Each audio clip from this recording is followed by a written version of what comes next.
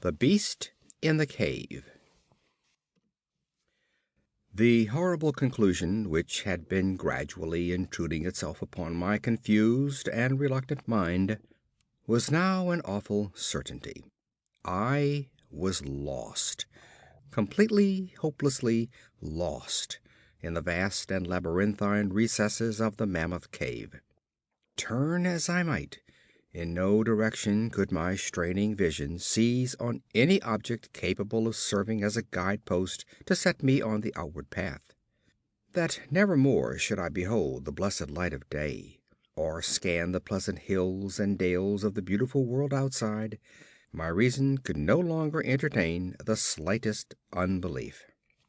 Hope had departed, yet indoctrinated as I was by a life of philosophical study, I derived no small measure of satisfaction from my unimpassioned demeanor, for although I had frequently read of the wild frenzies into which were thrown the victims of similar situations, I experienced none of these, but stood quiet as soon as I clearly realized the loss of my bearings.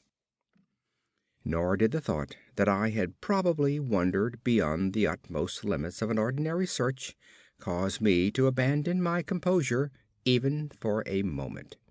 If I must die, I reflected, then was this terrible yet majestic cavern as welcome a sepulchre as that which any churchyard might afford, a conception which carried with it more of tranquillity than of despair.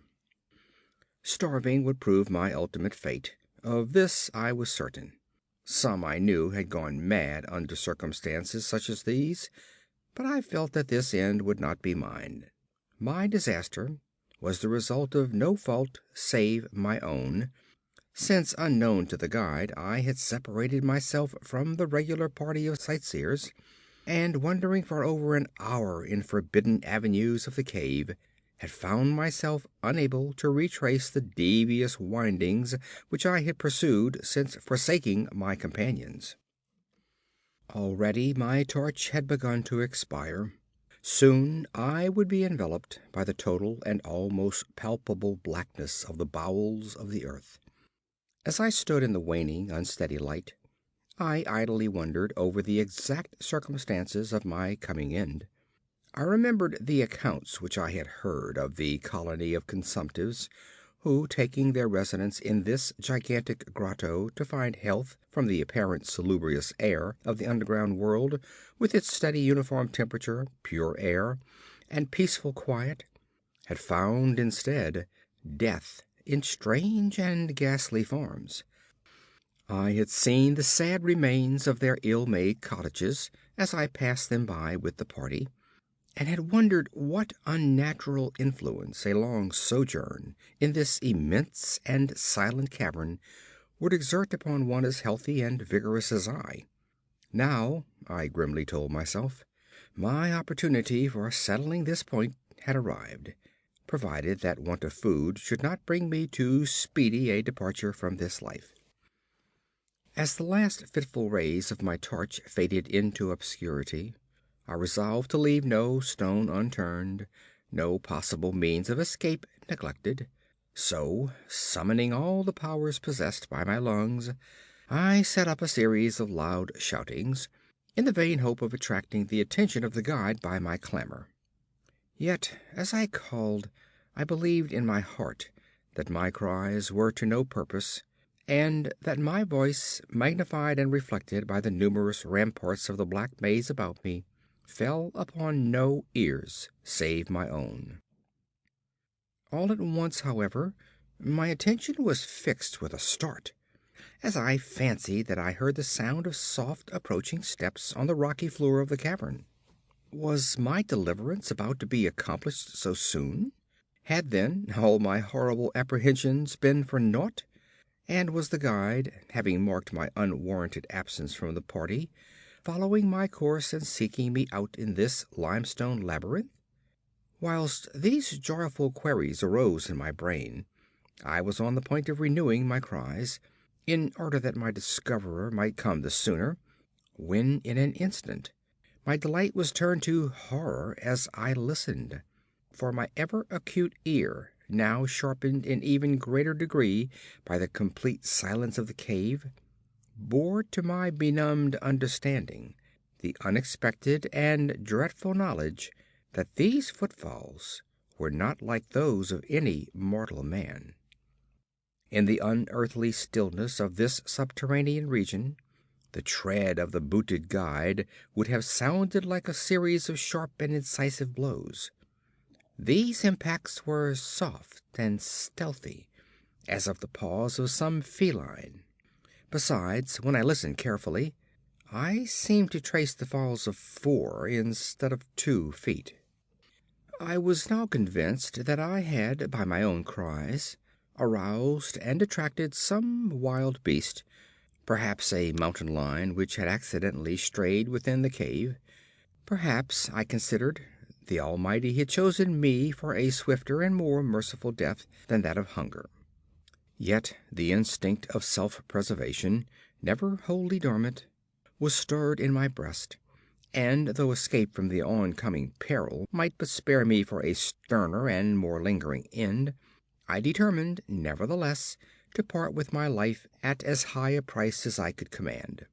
Strange as it may seem, my mind conceived of no intent on the part of the visitor save that of hostility. Accordingly, I became very quiet, in the hope that the unknown beast would, in the absence of a guiding sound, lose its direction as I had, and thus pass me by. But this hope was not destined for realization, for the strange footfalls steadily advanced, the animal evidently having obtained my scent, which, in an atmosphere so absolutely free from all distracting influences as is that of the cave, could doubtless be followed at great distance. Seeing, therefore, that I must be armed for defense against an uncanny and unseen attack in the dark, I groped about me the largest of the fragments of rock which were strewn upon all parts of the floor of the cavern in the vicinity, and, grasping one in each hand for immediate use, awaited with resignation the inevitable result. Meanwhile, the hideous pattering of the paws drew near. Certainly the conduct of the creature was exceedingly strange. Most of the time the tread seemed to be that of a quadruped, walking with singular lack of unison betwixt hind and fore feet. Yet at brief and infrequent intervals I fancied that but 2 feet were engaged in the process of locomotion. I wondered what species of animal was to confront me. It must, I thought, be some unfortunate beast who had paid for its curiosity to investigate one of the entrances of the fearful grotto, with a life-long confinement in its interminable recesses. It doubtlessly obtained as food the eyeless fish, bats, and rats of the cave, as well as some of the ordinary fish that are wafted in at every freshet of the Green River, which communicates in some occult manner with the waters of the cave. I occupied my terrible vigil with grotesque conjectures of what alteration cave life might have wrought in the physical structure of the beast, remembering the awful appearances ascribed by local tradition to the consumptives who had died after long residence in the cave. Then I remembered with a start that, even should I succeed in felling my antagonist, I should never behold its form, as my torch had long since been extinct, and I was entirely unprovided with matches. The tension of my brain now became frightful. My disordered fancy conjured up hideous and fearsome shapes from the sinister darkness that surrounded me, and that actually seemed to press upon my body. Nearer, nearer, the dreadful footfalls approached. It seemed that I must give vent to a piercing scream, yet had I been sufficiently irresolute to attempt such a thing, my voice could scarce have responded. I was petrified, rooted to the spot. I doubted if my right arm would allow me to hurl its missile at the oncoming thing when the crucial moment should arrive. Now the steady pat, pat of the steps was close at hand, now very close. I could hear the labored breathing of the animal, and terror-struck as I was, I realized that it must have come from a considerable distance, and was correspondingly fatigued. Suddenly the spell broke. My right hand, guided by my ever trustworthy sense of hearing, threw with full force the sharp-angled bit of limestone which it contained toward that point in the darkness from which emanated the breathing and pattering, and, wonderful to relate, it nearly reached its goal, for I heard the thing jump, landing at a distance away, where it seemed to pause. Having readjusted my aim, I discharged my second missile, this time most effectively, for with a flood of joy I listened as the creature fell in what sounded like a complete collapse, and evidently remained prone and unmoving. Almost overpowered by the great relief which rushed over me, I reeled back against the wall. The breathing continued in heavy, gasping inhalations and expirations, whence I realized that I had no more than wounded the creature, and now all desire to examine the thing ceased. At last something allied to groundless, superstitious fear had entered my brain, and I did not approach the body, nor did I continue to cast stones at it in order to complete the extinction of its life. Instead, I ran at full speed in what was, as nearly as I could estimate in my frenzied condition, the direction from which I had come. Suddenly I heard a sound, or rather a regular succession of sounds. In another instant they had resolved themselves into a series of sharp metallic clicks. This time there was no doubt. It was the guide. And then I shouted, yelled, screamed, and even shrieked with joy as I beheld in the vaulted arches above the faint and glimmering effulgence which I knew to be the reflected light of an approaching torch. I ran to meet the flare, and before I could completely understand what had occurred, was lying upon the ground at the feet of the guide, embracing his boots and gibbering, despite my boasted reserve, in a most meaningless and idiotic manner, pouring out my terrible story, and at the same time overwhelming my auditor with protestations of gratitude.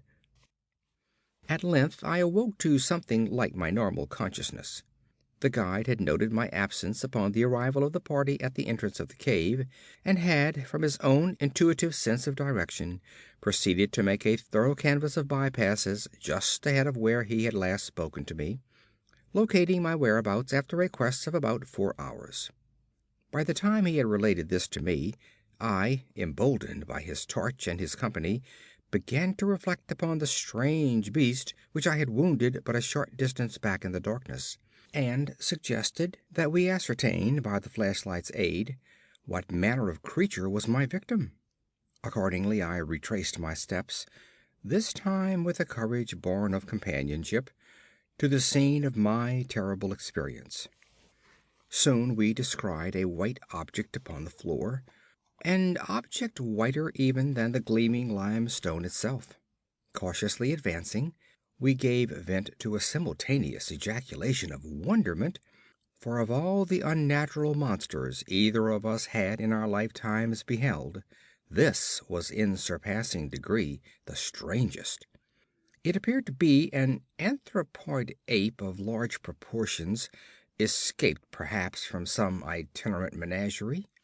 Its hair was snow white, a thing due no doubt to the bleaching action of a long existence within the inky confines of the cave, but it was also surprisingly thin, being indeed largely absent save on the head, where it was of such length and abundance that it fell over the shoulders in considerable profusion. The face was turned away from us, as the creature lay almost directly upon it. The inclination of the limbs was very singular, explaining, however, the alternation in their use which I had before noted, whereby the beast used sometimes all four, and on other occasions but two for its progress.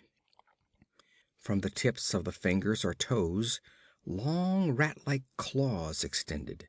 The hands or feet were not prehensile, a fact that I ascribed to that long residence in the cave which, as I before mentioned, seemed evident from the all-pervading and almost unearthly whiteness so characteristic of the whole anatomy. No tail seemed to be present. The respiration had now grown very feeble, and the guide had drawn his pistol with the evident intent of dispatching the creature, when a sudden sound emitted by the latter caused the weapon to fall unused. The sound was of a nature difficult to describe. It was not like the normal note of any known species of simian, and I wonder if this unnatural quality were not the result of a long continued and complete silence, broken by the sensations produced by the advent of the light, a thing which the beast could not have seen since its first entrance into the cave. The sound, which I might feebly attempt to classify as a kind of deep-toned chattering, was faintly continued. All at once a fleeting spasm of energy seemed to pass through the frame of the beast. The paws went through a convulsive motion, and the limbs contracted. With a jerk, the white body rolled over, so that its face was turned in our direction. For a moment I was so struck with horror at the eyes thus revealed that I noted nothing else. They were black, those eyes, deep, jetty black, in hideous contrast to the snow-white hair and flesh. Like those of other cave denizens, they were deeply sunken in their orbits, and were entirely destitute of iris. As I looked more closely, I saw that they were set in a face less prognathous than that of the average ape, and infinitely less hairy. The nose was quite distinct. As we gazed upon the uncanny sight presented to our vision, the thick lips opened, and several sounds issued from them, after which the thing relaxed in death. The guide clutched my coat sleeve and trembled so violently that the light shook fitfully, casting weird moving shadows on the walls. I made no motion, but stood rigidly still, my horrified eyes fixed upon the floor ahead. The fear left, and wonder, awe, compassion, and reverence succeeded in its place, for the sounds uttered by the stricken figure that lay stretched out on the limestone had told us the awesome truth. The creature I had killed, the strange beast of the unfathomed cave, was, or had at one time been, a man. End of The Beast in the Cave.